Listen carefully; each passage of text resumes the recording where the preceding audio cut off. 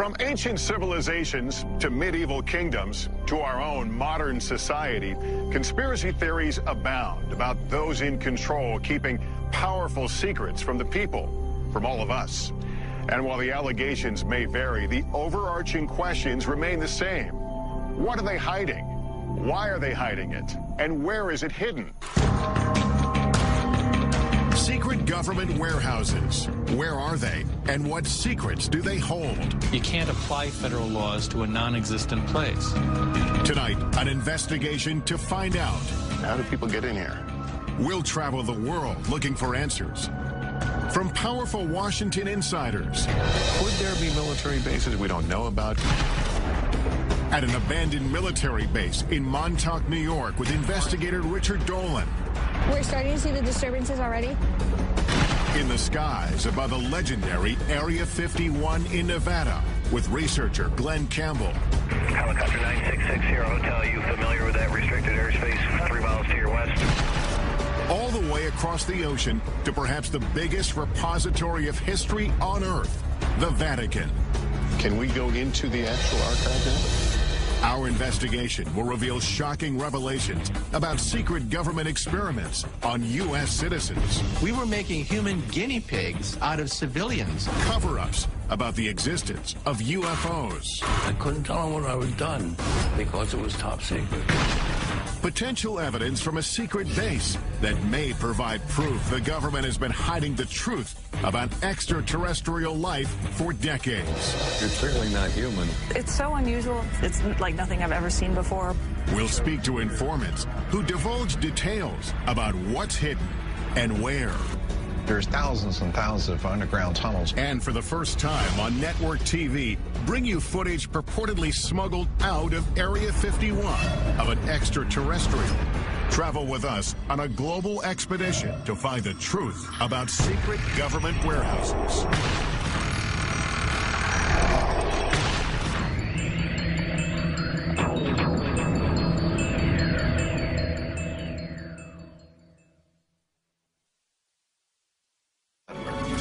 Welcome to Warehouse 13.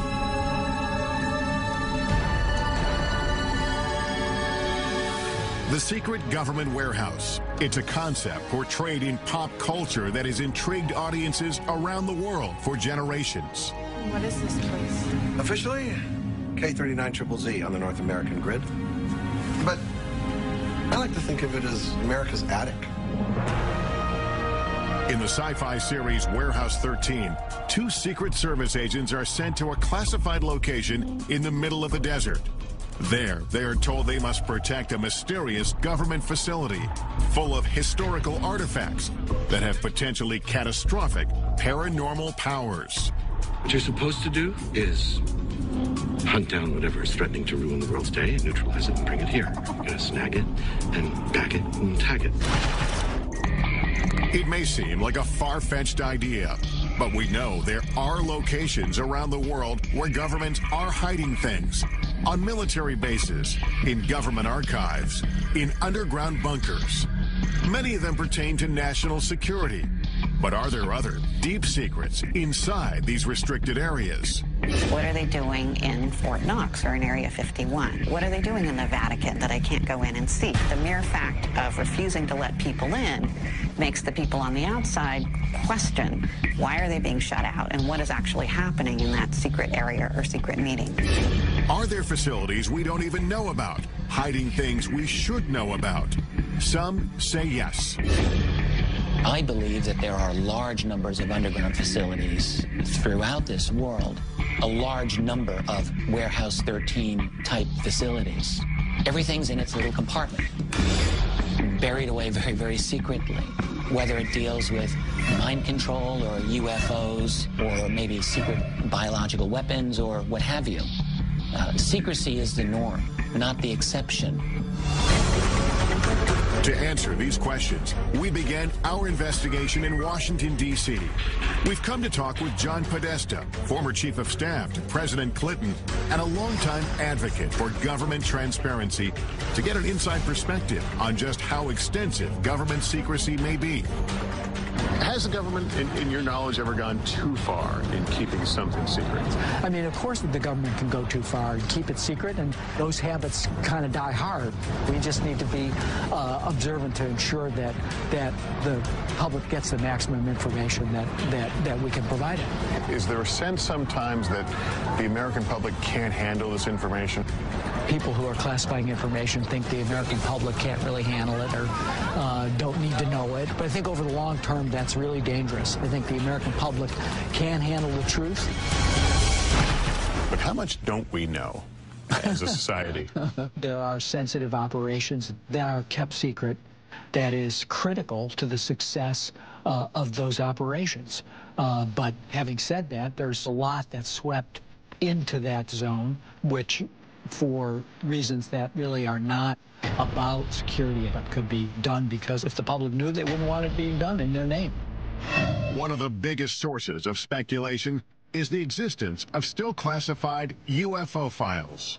Why has the U.S. not been more forthcoming, opened up more information about UFO sightings, either proving or disproving? I think that's a question that I ask myself. I mean, is there something really in there that the American people couldn't really be made available to? Maybe, you know, maybe it'll seem whatever the government was doing at the time might seem a little silly in retrospect, but so what? I mean, I think the public has a right to know that. While the U.S. government still keeps UFO documents stashed away in a government facility somewhere, other countries are finally coming clean. In 2008, the UK declassified its UFO records. And for the first time, witnesses, including members of the U.S. military, have been able to publicly come forward with their stories. I couldn't tell them what I had done because it was top secret. Milton Torres is a retired U.S. fighter pilot. In 1957, while stationed in the UK, a strange assignment came over his radio. They had informed me that this was going to be an active firing mission. Then they said, this is an unidentified flying object. We want you to shoot this thing down. When Torres reached the designated coordinates, a giant object appeared on his radar screen. It was doing maneuvers that I couldn't follow. It would stop and then take off. Right angles. I got in, well, within 20 seconds to go, when all of a sudden it just disappeared. I mean, it took off something like 10 times the speed of sound. This is faster than anything we have on the drawing board. I was afraid for my life. Torres returned to base and was ordered to never reveal what he saw in the air. They said that this mission has been declared top secret. You're not to discuss this with anyone, not your wife, not your commander, not anyone. If you violate top secret instructions, you can go to jail. To this day, Torres does not know what it was he saw on his radar screen, but he has his suspicions. I don't think we're alone. And whoever built that machine knew a hell of a lot more than I did. Could stories like Torres's still be under lock and key within the U.S. government's UFO files? Even some politicians believe the answer is yes. Former Arizona Governor Fife Symington, who witnessed the unexplained Phoenix lights, believes it was a UFO and that it was covered up by the U.S. government. I witnessed a massive delta-shaped craft that silently navigated over North Phoenix. We want the United States government to stop perpetuating the myth that all UFOs can be explained away in down-to-earth and conventional terms. And Ohio Congressman Dennis Kucinich says he witnessed a UFO as well. Congressman Kucinich, did you see a UFO? I did. It was unidentified flying object, okay? It's like, it's unidentified. I saw something. Does the government know something about alien technology that it isn't telling us? I am convinced that our government has physical evidence, has answers, has information pertaining to the actual existence of UFOs. Many believe if there is evidence of UFOs, it is held deep underground here at the remote Air Force Base in Nevada, commonly known as Area 51. The heavily guarded base is so shrouded in security and mystery, it wasn't even acknowledged by the government until 1994. Even today, it is hard to sort out who officially oversees it. We filed a written request for access, but weeks went by with no reply, so we decided to call. We put in an official request to film at the government facility at Groom Lake, also known as Area 51. I do think that there is some merit to be able to get onto a base such as yours and see what actually is there and what kind of programs taxpayer dollars are paying for. Thank you so much. Bye-bye. You said that you would be willing to look at our request. While we wait for a reply, we focus on another location steeped in lore. Camp Hero State Park in Montauk, New York. Author and investigator Richard Dolan heads there to look into claims of covert mind control, time travel, and teleportation experiments conducted by the government in underground facilities. I want to find some kind of evidence to show that there may have been substantial underground activity around here. If we get that, maybe we can have another jumping-off point for a further investigation. From 1942 to 1982, Camp Hero was a military base where servicemen were often on the lookout for enemy planes or submarines. But according to Stuart Swerdlow, the base also had a darker side. He claims that from 1970 to 1983, the government experimented on him at Camp Hero as part of a program he calls the Montauk Project. It was actually begun as a project for mind control, programming, genetic manipulation, and esoteric weaponry. Part of the Montauk Project involved time travel or opening up dimensional doorways from one point to another point. Swerdlow says he, along with thousands of other people, were taken off the streets and from their homes and brought to an underground facility at Camp Hero. The Montauk base on the surface was a derelict or old Air Force base.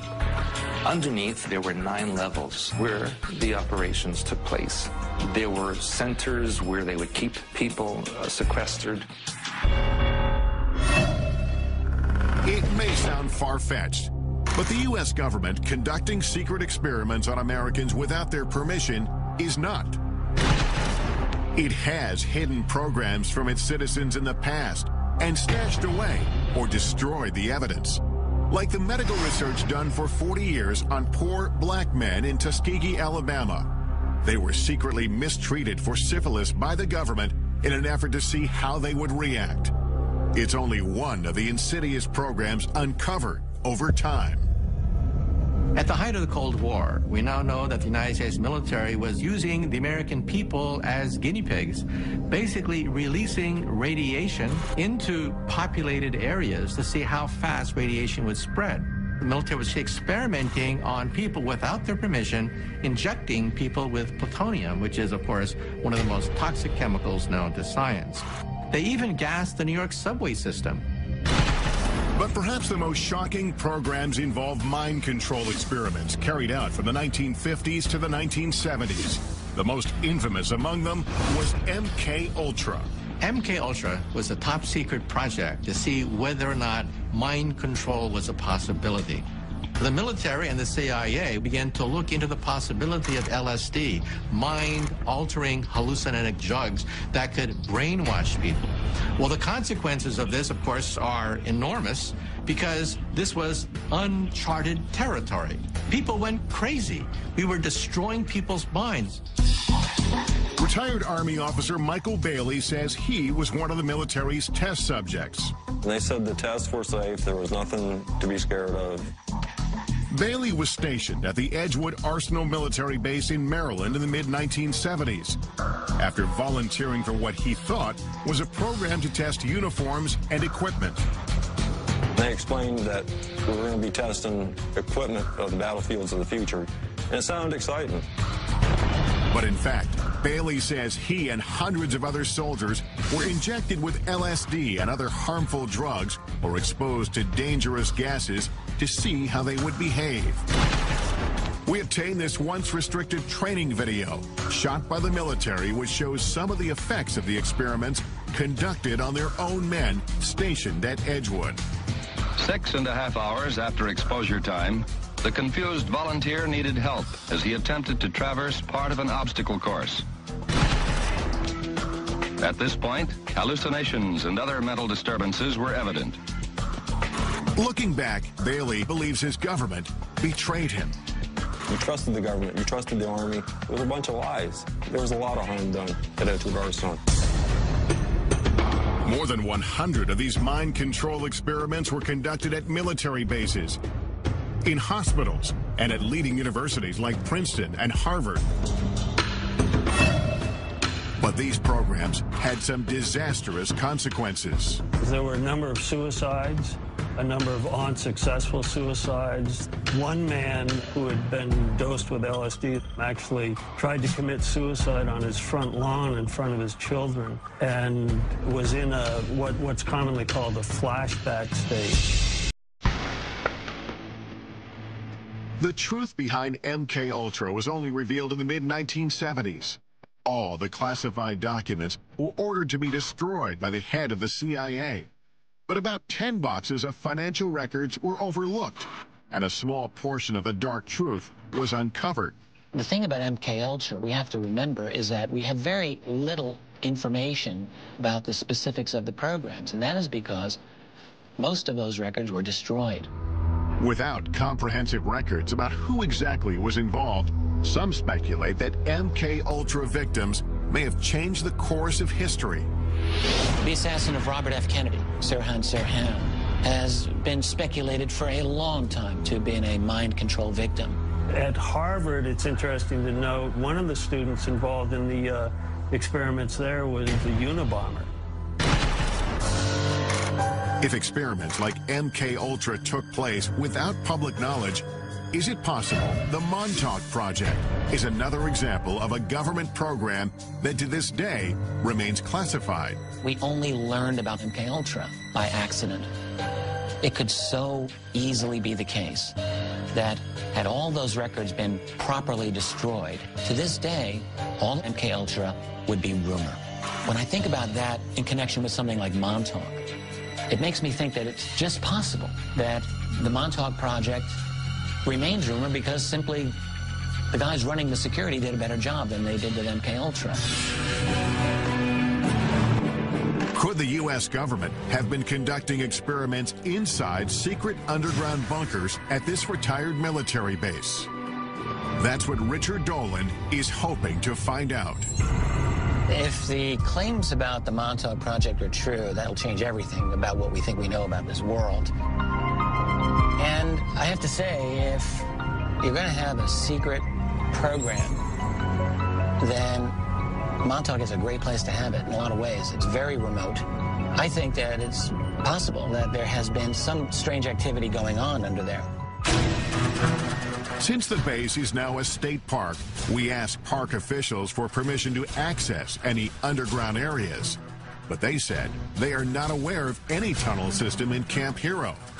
Dolan has heard otherwise. I'm told that there are interesting structures in this area. Tunnels I've read about. I want to see something. And what he finds may change what we think about the Montauk Project. What the hell is this? What is this? Ahead, I'll join Dolan at Montauk, where we'll use cutting-edge technology to look below the ground. There is something here that could be an underground structure. Later, I'll examine potential evidence that could prove the U.S. military has been covering up the existence of extraterrestrial life for years. Could this be the smoking gun that we're all looking for? But first, I'm heading to Rome, Italy, to try to get past the Vatican gates and into one of the most mysterious repositories in the world. The Vatican Secret Archives. No one knows exactly what secrets are in the Vatican archives. They are so huge. All this when Inside Secret Government Warehouses continues.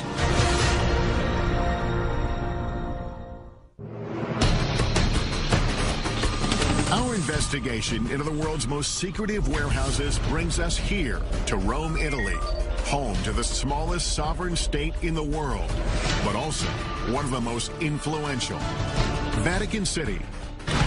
It is the headquarters of the Catholic Church and its 1 billion followers. And although its government rules over only 108 acres of land, the reach of its power has extended around the world.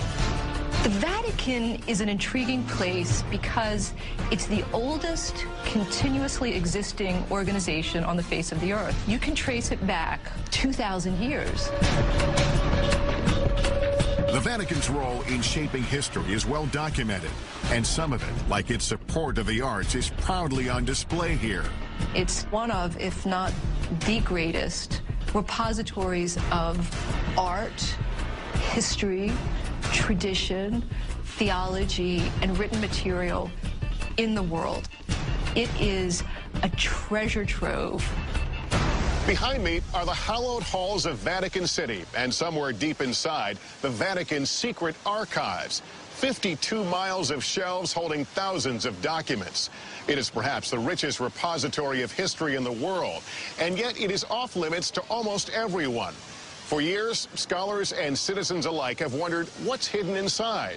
Is the Vatican guarding powerful secrets? No one knows exactly what secrets are in the Vatican archives. They are so huge, and scholars are rather limited in what they're allowed to look at. I don't know that we'll ever know everything that they have there. The secrecy and lack of access have stoked the interest of academics, writers, and even Hollywood.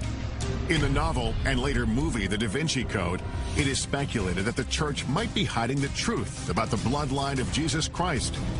While in the movie Angels and Demons, an ancient document stored inside the archives holds the key to preventing a secret society called the Illuminati from exacting revenge on the Vatican. This way, please. The archives in the movie is a vast, highly secure, state-of-the-art facility filled with millions of documents. The chambers are hermetic vaults.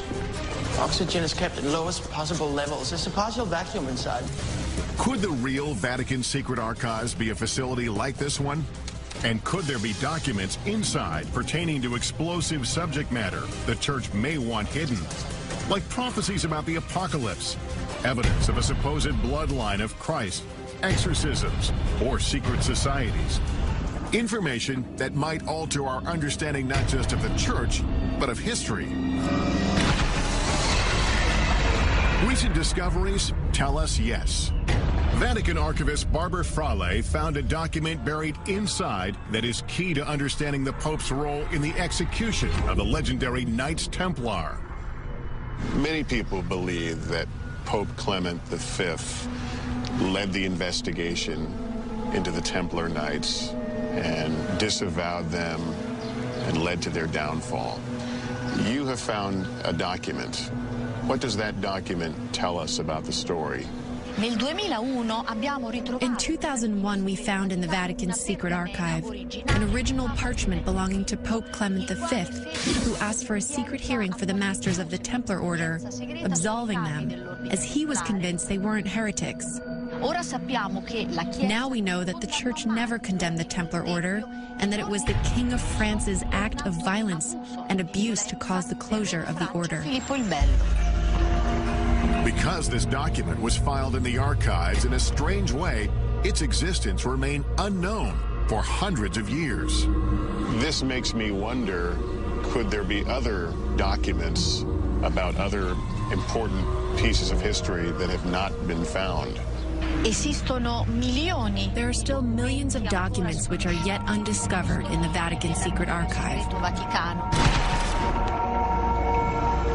So what else might be hidden unintentionally or intentionally inside? Much of the speculation about what is intentionally withheld is about end-of-the-world prophecies, like the famous Third Secret of Fatima. It is one of the most well-known and important prophecies to Catholics around the world. The story goes that in 1917, a vision of the Virgin Mary appeared several times to 3 small children near Fatima, Portugal. Today, a site where thousands of the faithful flock each year. During her visits, the Vision is said to have shared 3 secrets about the future. But the Vatican only revealed the first 2. The first one was a vision of hell. The second one had to do with the end of World War I and the beginning of another great war shortly thereafter if Russia wasn't converted to Catholicism. But the third secret was withheld, leaving some, like Fatima researcher Christopher Ferrara, to wonder what it said. In 1960, for reasons unknown, the Vatican let it be known that the secret was going to be placed under seal forever. But on June 26, 2000, the Vatican finally relented under mounting pressure and published a vision. The announcement of a third secret made international news. For years, people speculated that the third secret was actually a prophecy about the end of the world. Today, before 500,000 followers, a Vatican official revealed the secret. The vision showed a bishop dressed in white, shot down by a burst of gunfire. According to the Vatican, the prophecy of the third secret was fulfilled on May 13, 1981. That's when the Pope, interpreted as the bishop in white, was shot here on St. Peter's Square as he waved to the faithful from his vehicle. But there are those who don't believe that explanation. They believe the real third secret may still be hidden inside the Vatican, and that it contains an even more startling revelation. A revelation about a global crisis. The secret involves a crisis in the church and some kind of apocalyptic scenario that affects every man, woman, and child on the face of the earth. I've been granted rare permission to enter the archives with our cameras to see what's inside. The first thing I'm shown is kept in the head archivist's office, and it exemplifies the kind of rich history that's stored here. Explain what this document is we're looking at. This is the letter addressed to Clement VII from the Lords of the English Parliament, in which they ask the Pope to annul the wedding between Henry VIII and Catherine of Aragon. This led to the Church of England breaking away from the Catholic Church, did it not? Si. But not all the documents get such a grand display. Most of them are buried deep inside the main archives facility. The Archives Secretary General, Luca Carboni, has agreed to meet with me and take me into the heart of it all. Can we go into the actual archive now? We go to see the storage of the archives. Where the archives the storage.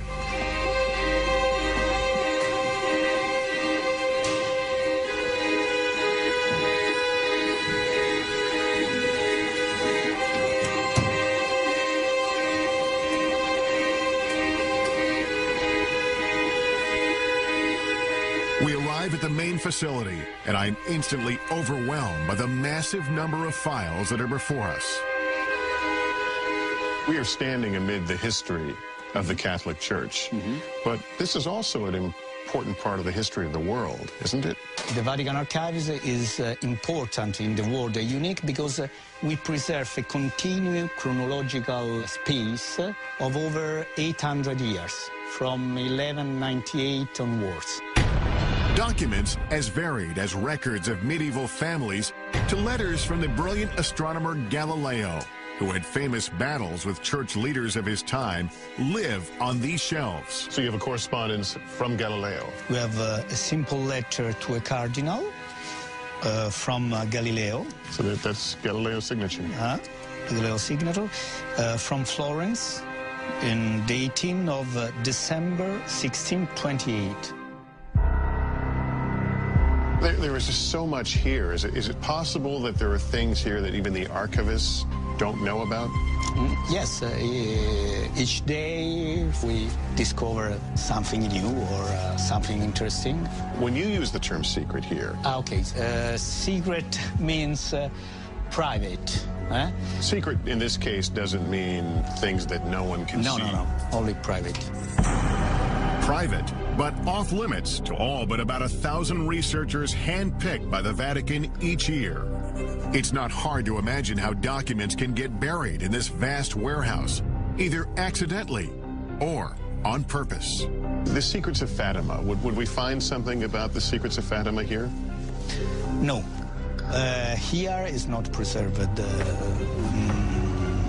If I don't remember, if I remember well, it's not here. But then, where is it? Are there other secure places within Vatican City? Even within this facility, there are areas that are restricted, like the Parchment Room, holding some of the oldest and most important documents. Can scholars and researchers come here? No. Only the staff of the Vatican Archives. All your parchment are kept here? We preserve 50,000 of single parchment in this room on 2 floors. The air feels different. Is the climate controlled here? Yes, it's under control. And what is in here?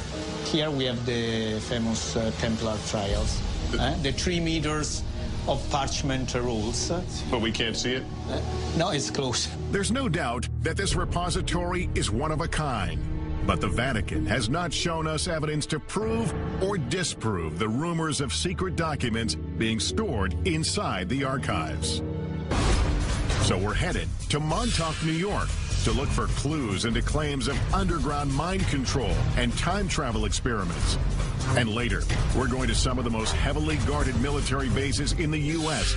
to investigate reports that proof of alien life is stored inside. All this when Inside Secret Government Warehouses continues.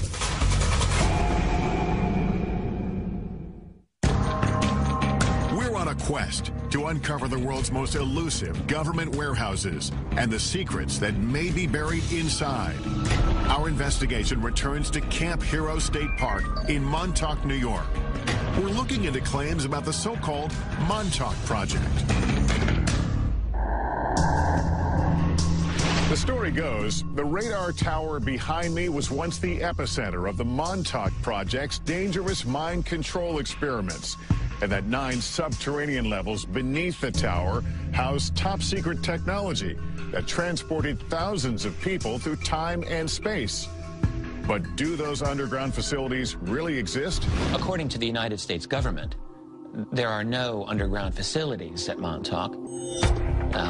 Of course, you have to bear in mind that the United States government does almost certainly have many underground facilities that they don't wish to acknowledge. Author and investigator Richard Dolan has agreed to meet me at Camp Hero to take a closer look. Can we establish there's something underground? The thing that I've been thinking about is it's impossible to establish the veracity of the claims of the people themselves, but if we can bring some kind of instrumentation to take a look below the ground, I'm thinking ground-penetrating radar, we might be able to find out one way or the other if there's anything that we can notice. At least confirm some parts of the story. According to Stuart Swerdlow, he, along with thousands of others, were brought here to be programmed or mind-controlled. I was subjected to many types of experimentations, interrogations, indoctrinations. I was used in the time travel experimentation. To do this, Swerdlow says he was sequestered in facilities directly beneath the old radar tower. Deep underground, he says, there were 9 levels of rooms, and within those rooms was a device called the Montauk chair. Looked kind of like a dental chair that the person would sit on. There'd be a headset that would go over them. There were huge computer banks around that location. And there would be the psychic who would be sitting in the chair and generate thoughts electromagnetically into this device, which could be amplified and stored on the computer so that it could be amplified and transmitted. But mind control wasn't the only concept being tested at Montauk, Swerdlow says. According to him, they were also experimenting with time travel and teleportation using strange technology. It's like a huge mirror frame, and in the frame there is technology that creates vibrational frequencies that can match points in time and space, and you literally walk through. And that is how they transported people from Montauk. If Swerdlow's claims are true, it would completely change the way we see the world. Up to this point, time travel and teleportation have simply been concepts explored in pop culture, in movies like The Philadelphia Experiment and Back to the Future. But were teleportation and time travel experiments like these taking place at Camp Hero? We asked the military about the existence of these experiments and underground spaces at this former base. After speaking with several different departments and officials, we still didn't get a clear answer. But theoretical physicist Michio Kaku says time travel and teleportation are not possible with current technology. Claims about the Montauk Project talk about teleportation, time travel. But let's be blunt about this. The United States military, the most powerful military on the planet Earth, simply does not have enough energy to bend space and time into knots. Still, we know the government does have a history of experimenting on unwitting Americans, especially with mind control. So we've brought in the latest technology to help us determine if there's anything underground here. Jamie Harmon and Dan Welch are ground-penetrating radar technicians. The technology they have should be able to detect anomalies underground. I know this is ground-penetrating radar, but explain to me what you can do with this. This orange box here, this is the radar pulses going down into the ground. When they meet something with a different material property, like stone or something metal, we'll get a reflection, which will bounce back to the surface. So if you see a man-made tunnel or something, it would show up pretty clearly on that? Mm-hmm. You know, it takes a little interpretation, but it will show up on the screen. Today, the area around the radar tower is completely off-limits, fenced off with warning signs. The park says it's because of concerns about falling debris, but Swerdlow says otherwise. The reason there's a fence around the radar tower is because underneath there is the main part of the Montauk base. They don't want people going in there. The entrance is sealed. But the park has granted us rare access to the restricted area surrounding the radar tower, with a stern warning not to get too close to the rusting satellite dish. It's pretty strong reflection. Our time here is limited, so we decide to split into two teams. Dolan goes to do a quick pass with his Geiger counter to see if there are any anomalies around the radar tower. It's basically reading at just under 10, which is very low. When he finds nothing strange, he goes to search for potential entrances into any underground spaces. Meanwhile, our ground-penetrating radar team gets to work surveying the area beneath the tower. Turn ourselves around here. And right off the bat, we start to get some strange readings. So, yep, we're starting to see the disturbances already. This is the very beginning of what we were expecting to see for the anomaly. So we know it starts here. Yep, and it's pretty strong. And we're looking at about 10 feet in depth. This being the surface here, so it's a very distinct start to it. Yeah. Mm-hmm. In the meantime, Dolan is canvassing some of the surrounding wooded parts of the park. According to Swerdlow, there's an entire network of underground tunnels throughout the area. On the old base, you do see manhole covers or just even entrances that are covered by metal plates. Allegedly, some of them, they say, are for sewer systems or rainwater draining and that kind of thing. But those were once escape hatches for the underground area. This is one of the many manholes that's said to be in this area. There's some water. There's a water pipe here. A ladder going down. It looks like it's been backfilled. All right, I'm going to regret this, I'm sure. I want to see how deep this is. I don't know if they could have been designed as a water drainage. Maybe there's a lot of water usage at that facility. Why do you need a ladder going into a water drainage hole? Dolan finds several of these uncovered manholes, but they lead no further than 7 feet down. So he returns to check on me and the GPR team. and we are getting compelling readings. We did a number of passes right around this area here, and down about 10 feet or so, looks like we're getting the surface of something interesting. But you're also seeing it's rather flat. It does have a nice flat surface to it. So, given this area here, the topography of this hill, how it slopes down, if something was flat, it might be more evidence that it could be, more man-made. In other words, it appeared that it could be a roof of something that even went below. Sure, could be the top of a, top of an underground chamber. It's the most compelling evidence. Well, it's about par for the Montauk mystery because it gives us a little bit of something, but not enough to really say yes. But here's the deal: it's about 10 feet below us, and if there are 9 levels, apparently we would only see the top level. That's correct. Yeah. So there's no way of knowing what would be beyond that. What the GPR technology has uncovered may be just a first step to determining if there's anything underground. But without the park's permission to start drilling, there's no way to be certain. But that doesn't mean our investigation ends here. We still have one more place to look for proof of underground facilities in the area. The tunnel systems that exist under the town of Montauk and Montauk Manor still exist. These locations have tunnel systems that go towards the Montauk base. We've come to the Montauk Manor, an old hotel built in 1927, to see if we can find these supposed underground tunnels and whether they lead to Camp Hero 5 miles away. So what is this place? These are the access tunnels, like the foundation of the Montauk Manor, and building 27. And the tunnels go for quite a ways. Jimmy Hackett works at the manor and has been exploring these tunnels for decades. Have you gone through the whole route of this? I've gone through a big portion of it, but there's still some unexplored sections back there that I haven't been through. Have you ever explored Camp Hero? Yeah, I did. Actually, when we were younger, we played up there while it was actually a working Air Force base. We found, I don't know what you call them, but they were tunnel-like. We'd climb down metal rebar ladders into these square tunnels. Are those the manholes that we're talking about? These are different? Yeah. These are cement square with metal lids. And those are now sealed over? Yes. Yeah, I've heard they were filled with cement. But there are tunnels under Camp Hero? Yes.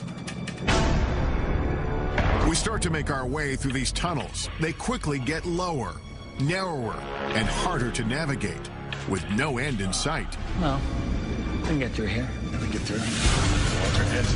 Yeah.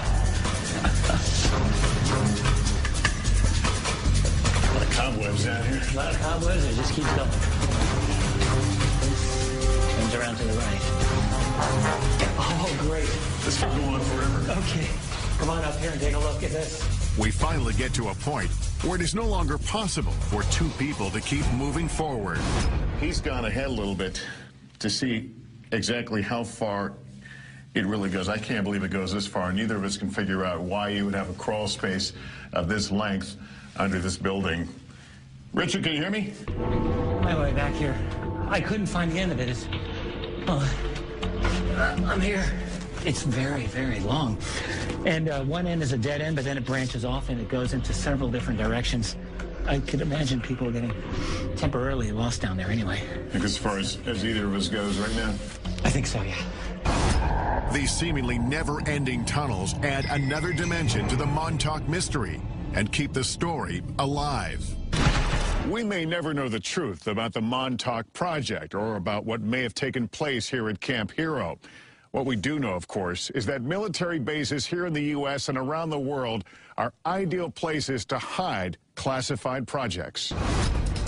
And that's exactly where we're headed next, to 2 of the most secretive, heavily guarded military bases in the country. Our first stop is Wright-Patterson Air Force Base in Ohio.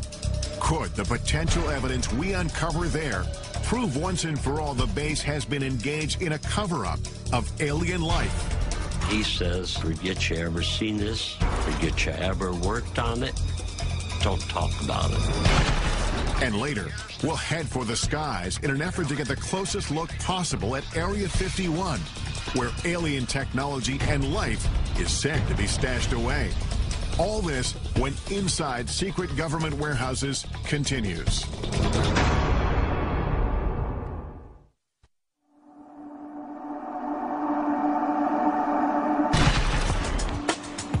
Our Our search for the truth about secret government warehouses has taken us on a global journey.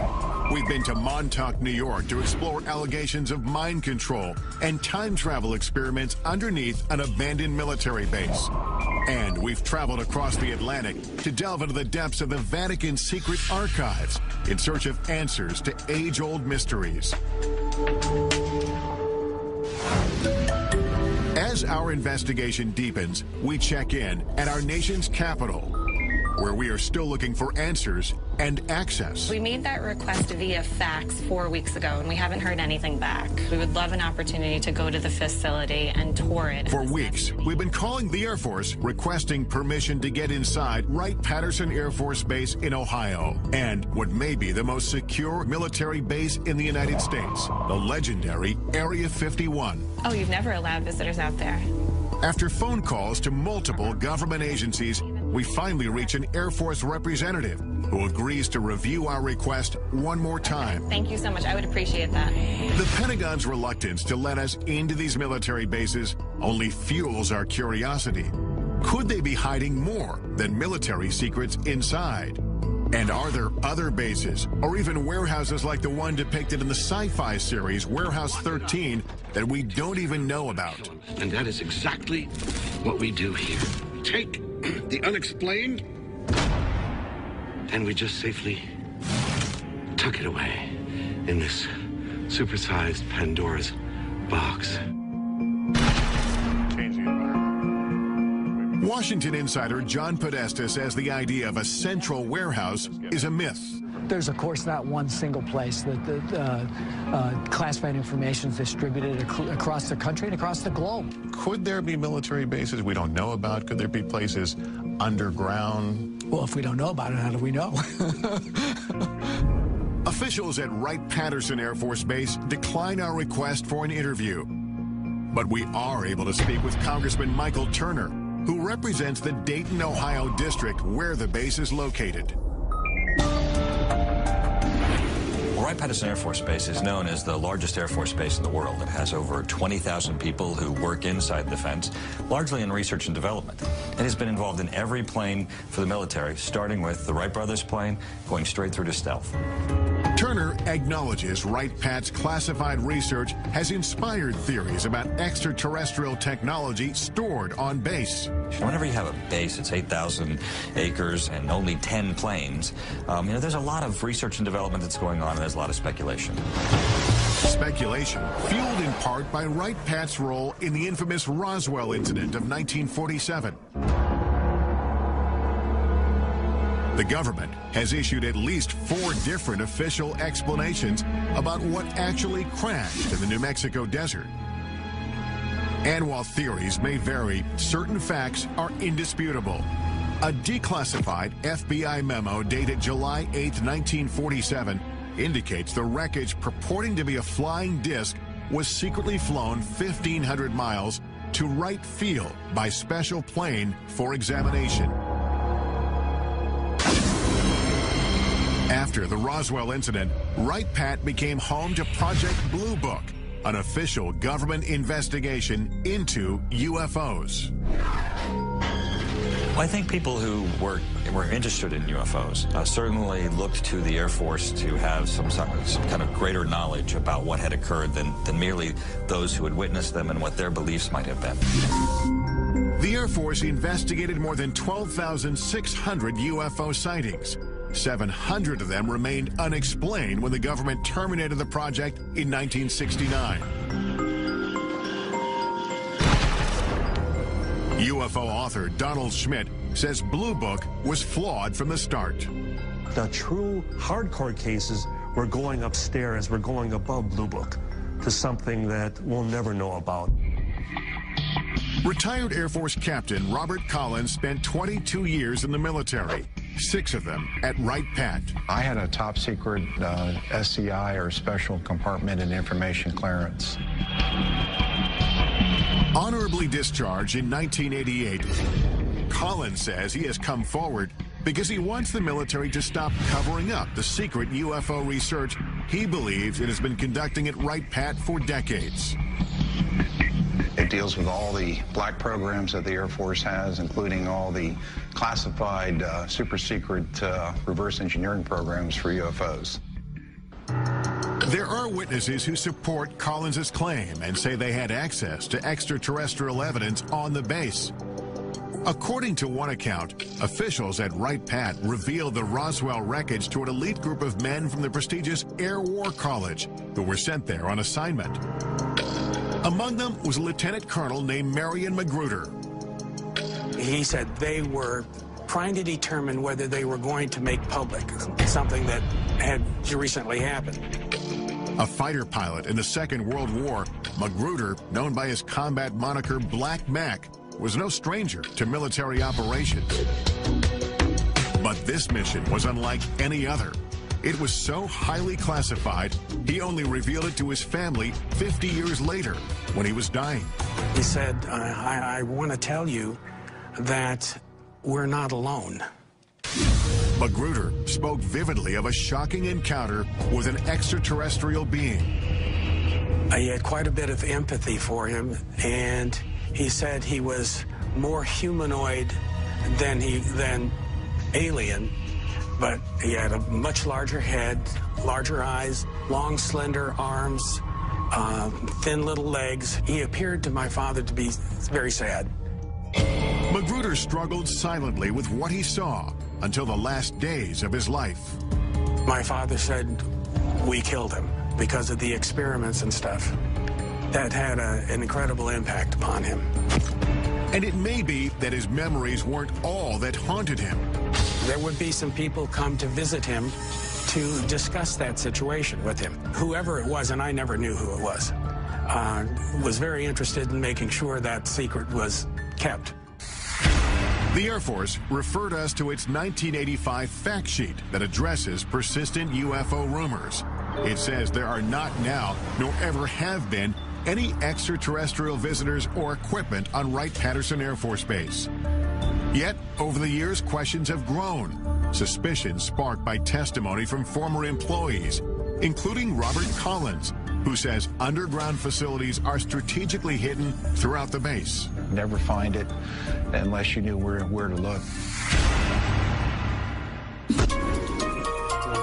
Coming up, reports of a complex labyrinth deep underneath Wright-Patt. And physical evidence allegedly from the base that may prove a government cover-up of alien life. I'm too old to worry about my reputation. And later, travel with us to the Nevada desert for an unprecedented investigation into Area 51. If the public ever really knew what happened at Area 51, they'd want to burn the place down. All this and more when Inside Secret Government Warehouses continues.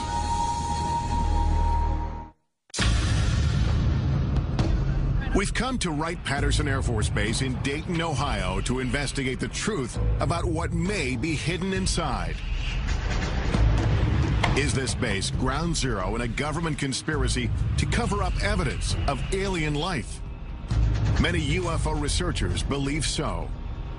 They have the proof. They have the physical evidence. To this day, everything still points to Wright-Patterson Air Force Base.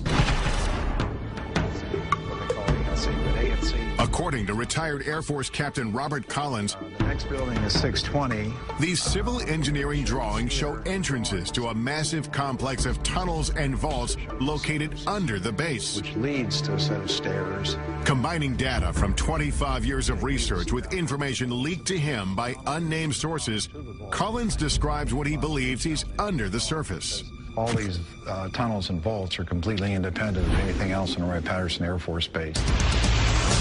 60 feet down below ground. And then there's a limestone rock bed, which is anywhere from 10 to 15 feet thick. So you may be as far down as 70 feet. You're looking at probably the size of a couple football fields at least in length. There's roughly 4 big vaults. They're about 100 by 100 feet in size. They got carpeting on the floor of the tunnels, and you could drive a pickup truck through them. Collins says the most remarkable secret isn't the underground complex itself, It's what he says the Air Force was and possibly still is hiding inside. The things that were stored in these vaults were, of course, bodies, alien bodies. All the cryogenic equipment used to support and maintain and preserve those bodies, and medical examination tables and biological testing equipment. The Air Force denied our request for an interview with a representative from the base. But local Congressman Michael Turner says plenty of classified information is at Wright-Patt, and it's all with good reason. A lot of the things that are going on at Wright-Patterson Air Force Base are secrets that need to be protected. There are things that are in development, research that we're doing, possibly for capabilities for us in the future, or even how we're looking at our potential adversaries. A statement issued to us by the base says the evolution of virtually every Air Force aircraft flying today can be traced back to Wright-Patt. They tell us current developments include material that can sense and then heal its own cracks, as well as bird and insect-sized aircraft capable of swarming. One of the few reporters allowed on base to investigate the legends of UFOs at Wright-Patt is Emmy Award-winning newsman Carl Day. An awful lot of unanswered questions, and tonight we're going to try and sort out facts from fiction. And they said, well, come on in and look and see if you find anything. This was at the invitation of the Air Force. Aware of reports about underground chambers, Day asked to be escorted to the lowest level of Building 620. The tunnel that I went through was certainly not big enough to drive a truck through, and we had to duck out of these tunnels because they were very low. While Day didn't find hidden tunnels, he uncovered something even more shocking. It was a small mandible, which is the lower jaw of something. In the course of his reporting, Day met a dental technician from a Veterans Affairs hospital 15 miles outside of Wright-Patt, who said he had worked on a strange impression of a mandible brought from the base. At the time, the man was so afraid to tell his story that he didn't reveal his name or face. Never seen anything like this before in human or animal. Neither one. Today, at 81 years old, John Musgrove speaks undisguised for the first time. I'm not going to be around too many more years, and I'd like for this story to be out, you know, because I don't think the federal government is ever going to come out and say, yes, there are aliens and they are visiting us. Musgrove says that in October of 1979, two uniformed men he recognized as officers from Wright-Patt came to the VA hospital to obtain a cast of a dental impression. There was no blood and saliva. It was just dry as a bone. And I noticed right then and there I had something unusual. I thought to myself, my God, what have I got here? When Musgrove finished the assignment, his boss made it clear not to speak of what he saw ever again. He raised his hand up like this with the impression, looked at me and crushed it and threw it into the trash. And that's when he says, forget you ever seen this, forget you ever worked on it, don't talk about it. The impression was broken, but Musgrove dug the pieces out of the trash and put it back together so he could duplicate the cast. Convinced the mandible came from a skeleton stored at Wright-Patt, Musgrove gave a copy of the cast to Carl Day to investigate. But the case went cold when nobody Day showed it to could identify its origin. I didn't want anything to happen to it, just in case. So it's in a safe deposit box. And I've got the key. Day agreed to retrieve the mandible from his personal repository. There it is. This is the first time it's ever been shown on national television. I would love to know if this is indeed representative of true aliens' lower jawbone. You can imagine how small the head must have been. 30 years after the cast was made, pressing questions remain. Could this be the smoking gun that we're all looking for? And final proof that indeed we're being visited by aliens? It proves one thing. There's something other than human and animal. Coming up, does this mandible hold the secret to extraterrestrial life? a leading dental anthropologist weighs in. And that's not even close. Right. But first, join us in the Nevada desert. Doesn't it make you wonder what's in there that has to be so secret that they kill? As we examine exclusive video that may expose what happens inside the most secretive military base in the United States. When Inside Secret Government Warehouses continues.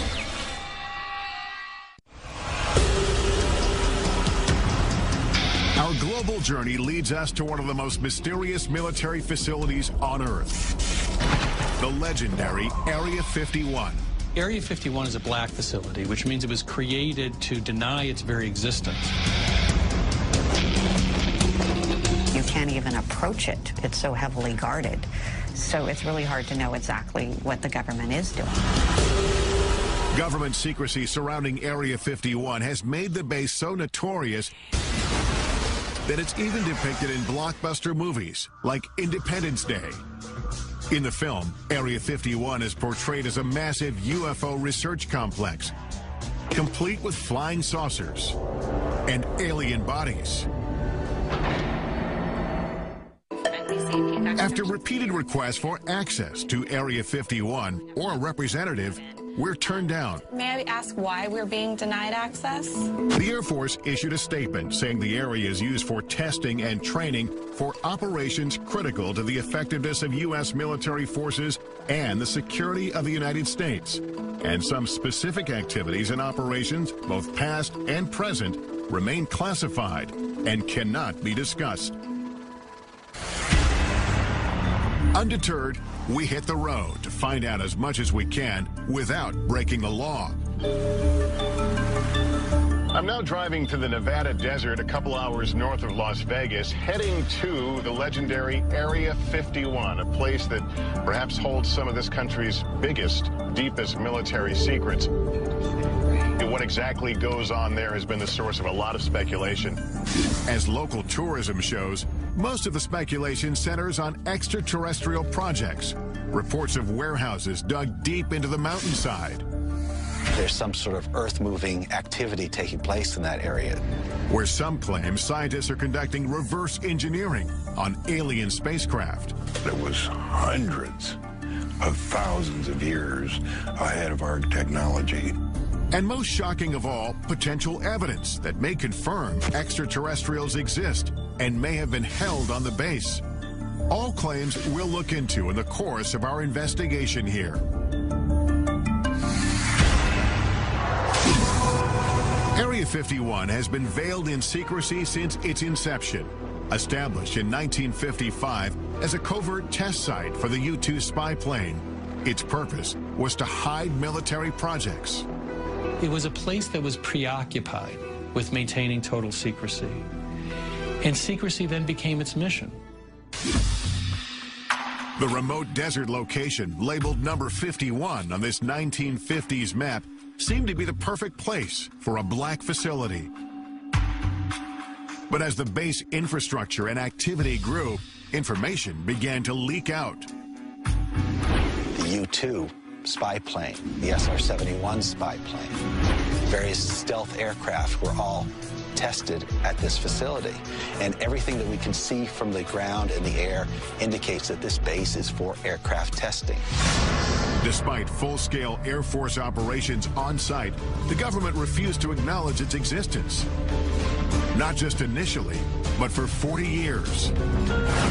Area 51 investigator and guide Glenn Campbell has been studying the facility since the early 90s. It was sort of like going to a drive-in movie. You could drive up and look down on the secret base that the government didn't acknowledge. I'm going to meet up with Glenn Campbell. Glenn and I first met up 16 years ago when I came out to this same desert trying to get answers about Area 51. This viewpoint we're heading to is Freedom Ridge. In this report I did back in 1994, we simply drove up a nearby peak and the entire facility was revealed. From our mountain vantage point, Dreamland is a collection of unremarkable buildings. Today, the military has expanded control over land around the base. So getting a good view won't be as easy. What will we be able to see today? Well, from the ground, we're not going to be able to see much. And I know you brought some so we have satellite photos. Increasingly better satellite imagery over the years. Some of this stuff is incredibly good. Look at these runways and things. It's still the best way to see it is from overhead. Yeah, the security of this place is part of the intrigue. That's what continues to raise the level of curiosity and even, conspiracy theories. The security here is intense. Look around, it's a good place to hide. It's a damn fine place to hide. Area 51 first gained public attention in the late 80s with an explosive claim made by a physicist named Bob Lazar. He said he'd been working on a top-secret project to reverse engineer alien spacecraft at a classified location near the base. He says, no, John, he said, I was in it, I touched it, it's real, it's E.T., it's nothing that we could have produced. Bob Lazar declined our request to be interviewed for this program, but referred us to his good friend John Lear, a retired pilot who flew missions for the CIA. I was the guy that exposed Area 51. Lear says he pushed Lazar to do a television interview revealing the government cover-up of alien technology. And he said, yeah, just as long as I do it in shadow. The interview took place at Lear's home, and he captured the setup in this exclusive video. Taking pictures, that's Bob. That's his wife. In the interview, Lazar claims to have worked on flying saucers in a secret facility called S4. So covert, it's camouflaged by a mountain south of Area 51. John Lear describes S4 as Lazar explained it to him. S4 is an underground base. It just looks like a slope of a mountain, but actually they're hangar doors, and they slide up. So it looks like just part of the mountain is sliding up. And it would lead into a laboratory, and there was a set of hangars there. 9 hangars all together, and there was a flying saucer in each different one of them, and they were all different.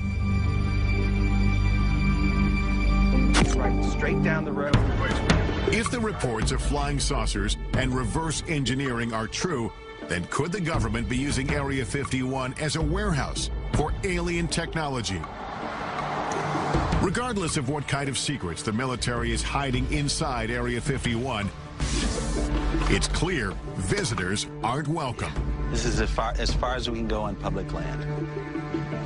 That's the first thing that strikes me. There's no fence, just a pair of signs. At first look, security at the base doesn't seem impressive. But soon, the complex layers of defense become apparent. I notice tripods on the hill. Those are watching us.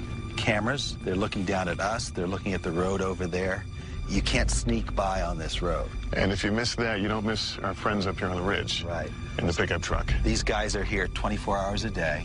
Ground sensors, remote cameras, and private security around the clock. Yet the desert itself may still be Area 51's best protection. You know, when we came here, I expected to see a 15-foot barbed wire fence. There's no fence, just a series of these orange posts. These posts are the only marker that you're required to have in Nevada to mark a boundary line. They don't need a fence here. They've got 13 miles of empty desert to protect the base.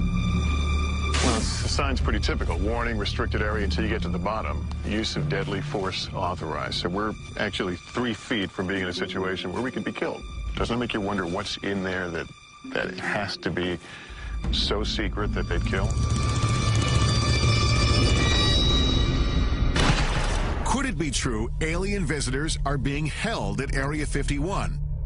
Airing for the first time on network television, this video purportedly shows a live extraterrestrial on the base. He's apparently being observed by military workers through a glass partition. The source of the tape is a man who goes by the name of Victor. He won't reveal his identity for fear of retribution. Victor says the video was smuggled out when material from the base was being converted from analog to digital.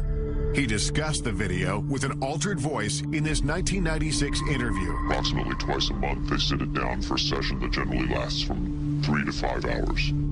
Victor claims the alien arrived on Earth in 1989 and was subject to regular interviews. In this session, He says the alien becomes distressed. He's checking for hemorrhaging around the eye sockets and in the nasal cavity. Victor believes the alien died in the mid-90s. We have no way to verify whether the video is authentic, but we'll take it to a creature effects expert in Los Angeles to test its plausibility. In the meantime, we scale a mountain in search of any sign of structures inside the restricted area. Point is to hug these orange markers. I haven't even seen the orange markers. There's but we know the orange markers are to our right here. We're losing daylight and only have orange posts to guide us. One wrong step into the invisible border means we could be arrested. I see a structure off in the distance. What are we looking at there? That's the actual guardhouse. That's the actual gate within the Nellis Range. So if you were to keep driving on the road past those signs and you got to that guardhouse, you'd be arrested immediately. We continue to climb upwards until we can't go any farther. Well, this is as high as we can get. It looks like we're at the end of our journey because I see what do you call them, camo guys? Yeah, the camo dudes. Are here. That's some orange markers here. This is as far as we can go. This is where the border changes. I think our only option is to get in the air during daylight, and maybe I'll be able to get a glimpse and get some idea of what's in Area 51. But we're going to need daylight and a chopper. Yeah. Coming up, join us in the skies above the Nevada desert as we take you as close as you can get to the most infamous military base in the country. They now know who we are and where we are. That's correct. Is Area 51 the epicenter for a cover-up of alien life? Or is the base concealing earthly secrets that are much more disturbing? Find out what happened at Area 51 and what humans did. That's scary enough. When Inside Secret Government Warehouses continues.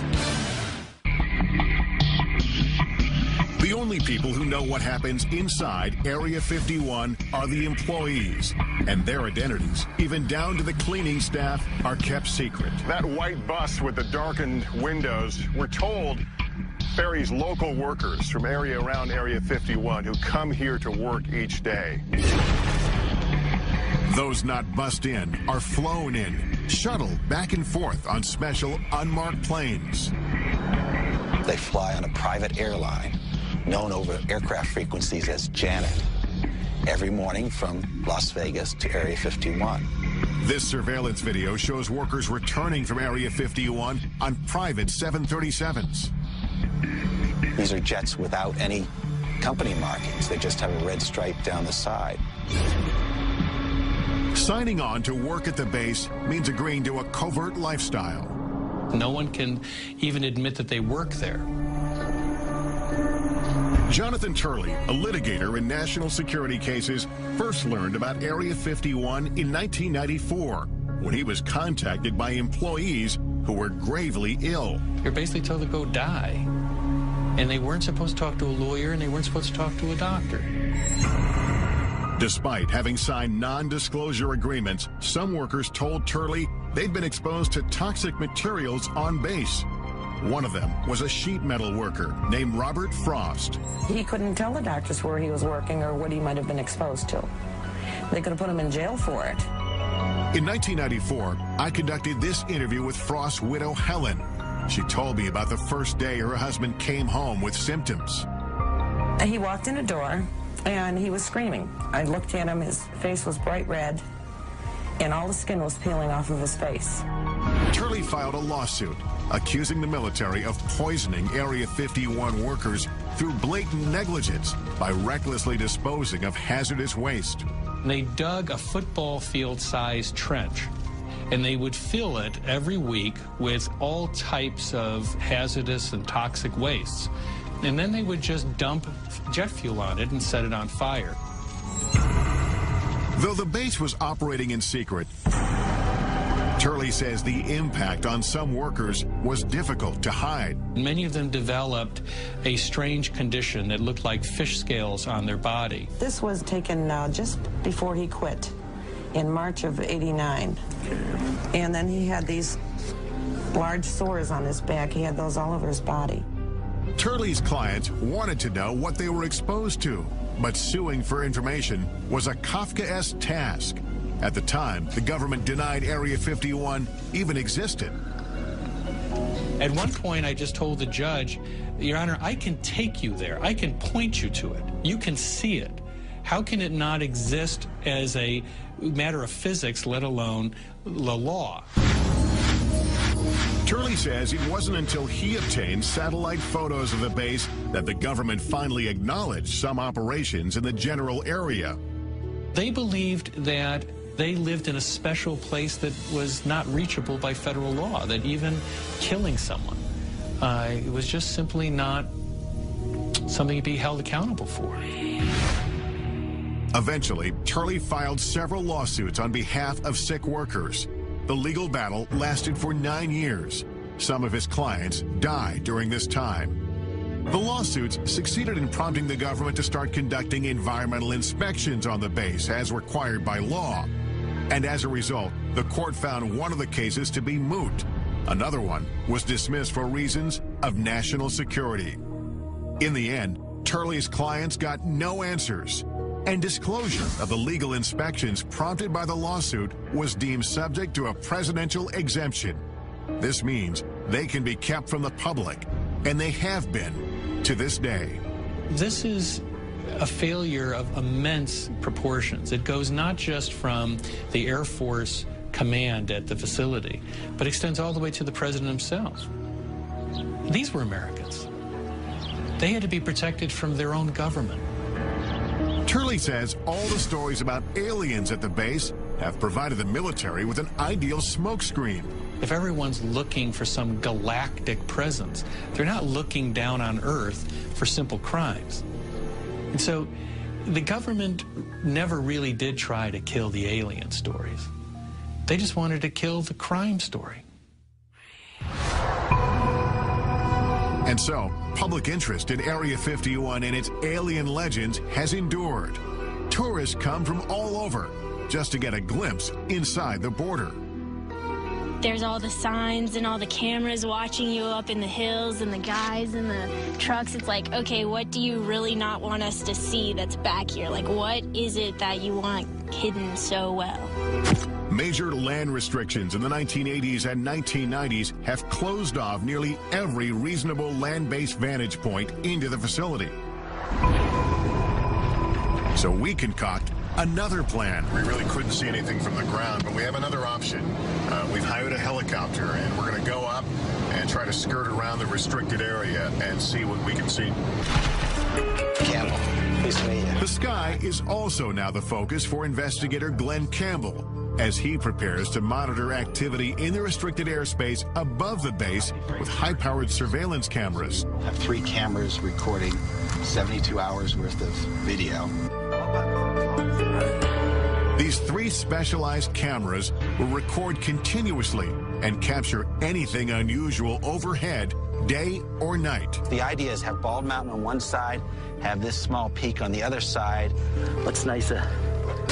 As we await the results, I head off to do some aerial surveillance of my own.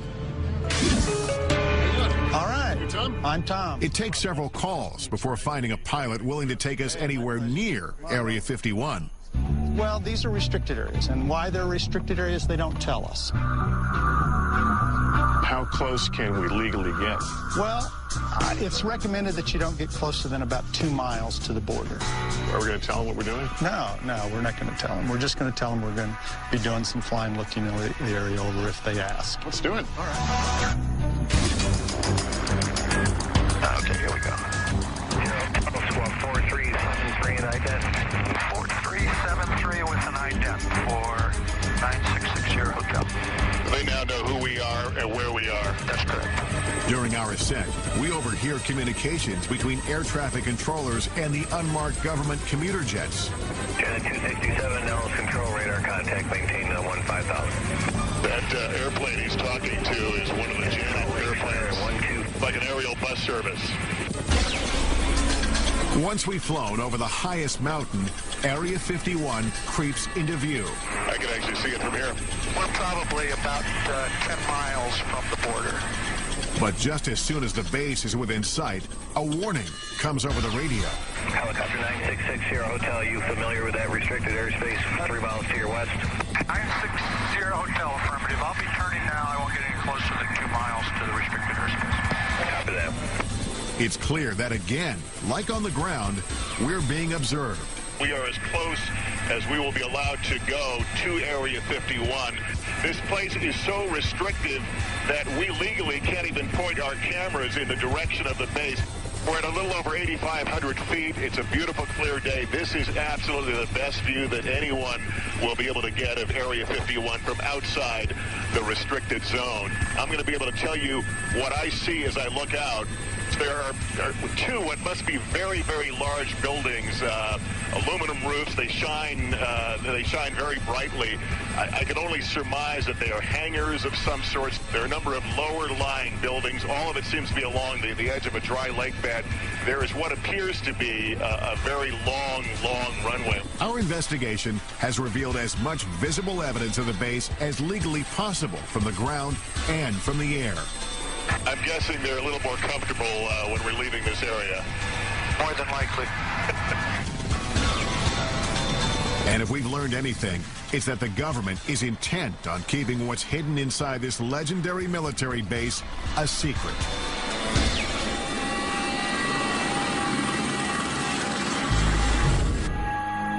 After 72 hours monitoring the sky, our video surveillance captures some anomalies. An eerie desert storm sweeps through the area. A bright light floats along the horizon after dark. And then we discover this glowing disc in the corner of the screen. Upon examination, the light turns out to be a car driving on the desolate road. The disc, however, remains unexplained. Campbell says it could be the moon. When you come to the desert and you look up at the night sky, you see more stars than you would ever see anyplace else. When you look up at all those million points of light, you got to be crazy to believe we're alone in the universe. Coming up, our investigation continues as we travel from coast to coast to analyze the evidence we've discovered on our journey. What will the purported alien interview video from Area 51 reveal? And could this mandible support theories of extraterrestrial life? It's like nothing I've ever seen before. Answers coming up next on Inside Secret Government Warehouses.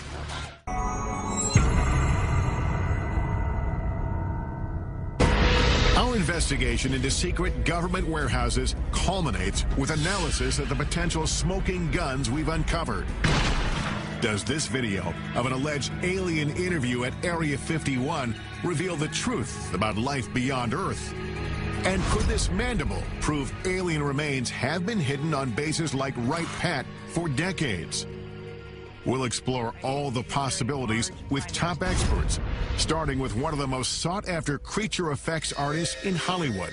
I'm looking for that one piece of footage that is undeniable, that I can't look at or other people can't analyze to death. Kevin Yeager designs creatures, aliens, and humans for a living, most notably Chucky from Child's Play and A Nightmare on Elm Street's Freddy Krueger.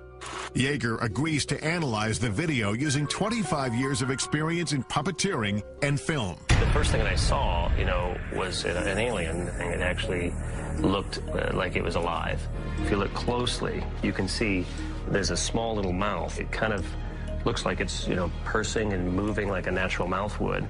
It's got big doughy eyes. It's got a big head, and it moves in a pathetic way, and you want to take care of it, and suddenly your heart is involved. Just as Yeager starts to identify with the alien, he spots questionable movement. There's some quick, jarring movements that every now and then see this little jerk bobblehead that happens here. Right there is kind of a jerk bob, and the shoulders move as well. A telltale sign, he says, that the alien is a puppet. It's the head movement that tips Yeager off, and he uses this animatronic doll to explain. Now, if you go slowly, like it was first moving very slowly, you can kind of take all the bobbles out. But then once he began to get kind of tired or go into his sick state, he began to wiggle and jiggle like this, and then that's what it kind of gives it away. But when dealing with a life form we know nothing about, Yeager admits anything is possible. Maybe the atmosphere here is different and the pressure, and they can't handle it, and the gravity, it is too hard on them, so they do bobble. Still, Yeager says it looks like the setup is hiding something. The darkness of the videotape, the fact that the alien is sort of back behind a desk, I believe that is to obscure a possible puppeteer behind there. Yeager thinks the alien and the video are a hoax, but he says it wasn't a bad try. There's certain organic elements to it, and I can totally see why people would think this is real. Hoaxes do nothing but undermine efforts to get to the truth.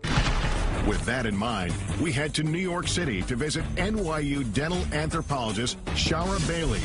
She has been studying the mandible we obtained during our investigation at Wright-Patterson Air Force Base. The jaw shape is what struck me first, because the shape of this jaw is very narrow in the front part, and then it kind of dips in here, and then it's very wide in the back. And this is very unusual for a primate. It makes this curve and then comes out. Yeah, it's kind of like an S curve, I guess you might call it. And certainly our teeth and jaws don't do that. No, they don't.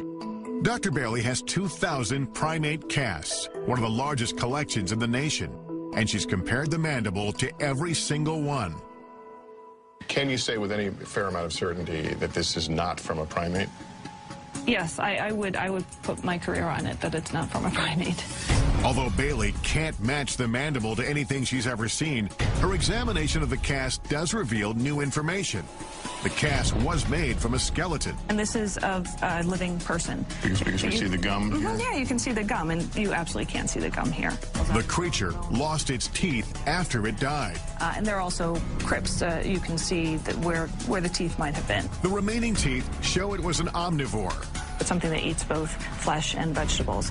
And dimensions of the jaw indicate the size of the creature itself. This is a macaque, but it has a jaw similar in size to this. And so whatever this creature was, it was the size of a small dog. And the skull size would be similar as well to match this? Yeah, there's a very good correlation between jaw size and skull size. The cast has some characteristics that strike Bailey as peculiar, including signs of being scraped with a tool. It's definitely been modified. So that I can tell you. Whether it's authentic and it was modified for some other reason, it's very hard to tell. She also questions the apparent human-like dental pattern, which could disprove the notion that the cast came from an alien skeleton. If we're an alien and evolved on a different planet, totally separate from us, why would we ever expect it to have the dental pattern, the same number of teeth and the same types of teeth as a human? It's very odd. If in fact this came from another planet, how would you begin to really compare it to find out what it is? All I can do is compare it to living things on this planet. This mandible is not of any creature that comes from our Earth, that's for sure. This alleged alien artifact tied to our nation's most complex Air Force base may be just the tip of the iceberg of what the government doesn't want us to know. Could this be one of the many secrets locked away in classified government warehouses around the globe? And is there a real Warehouse 13?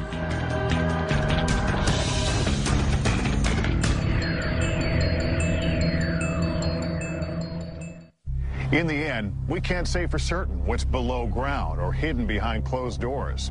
What we do know is that there will always be information those in power don't want us to know about. And as a society, we have the right and the responsibility to keep asking, to keep pushing, to discover what they don't want us to know and why. I'm Lester Holt. Thank you for watching.